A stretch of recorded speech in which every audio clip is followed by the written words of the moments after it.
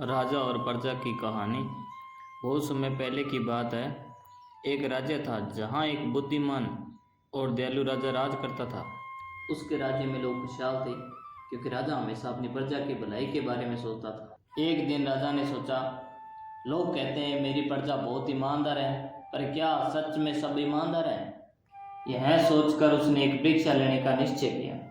अगले दिन सुबह सुबह राजा ने राजमहल के मुख्य द्वार पर एक बड़ा पत्थर रखवा दिया और उसके पास ही एक थैली रख दी जिसमें बहुत सारे सोने के सिक्के थे। फिर राजा ने अपने सैनिकों को छिपकर देखने को कहा कि लोग क्या करते हैं। कुछ समय बाद वहाँ एक व्यापारी आया।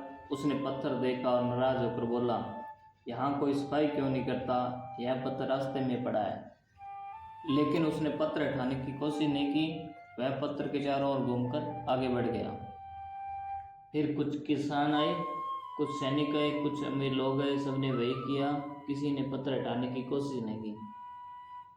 शाम को एक गरीब किसान वहाँ आया। उसकी पीठ पर लकड़ियों का बोझ था।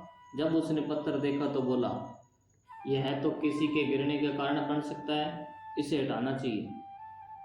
वह थकान के बावजूद पत्थर को हटाने लगा। बहुत कोशिश करने के बाद उसने पत्थर को किनारे कर दिया। जैसे ही पत्थर उसने हटाया, उसने देखा एक नीचे थैली पड़ी है।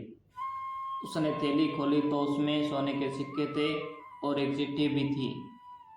चिट्ठी में लिखा था, यह इनाम उस व्यक्ति के लिए जिसने दूसरों की भलाई के लिए मेहनत की। वह किसान बहुत खुश हुआ। जब राजा को यह खबर मिली तो उसने किसान को दरबार में बुलाकर सम्मानित किया और कहा, राज्य की सच्ची ताकत सोने में नहीं बल्कि ऐसे नेक लोगों में होती है।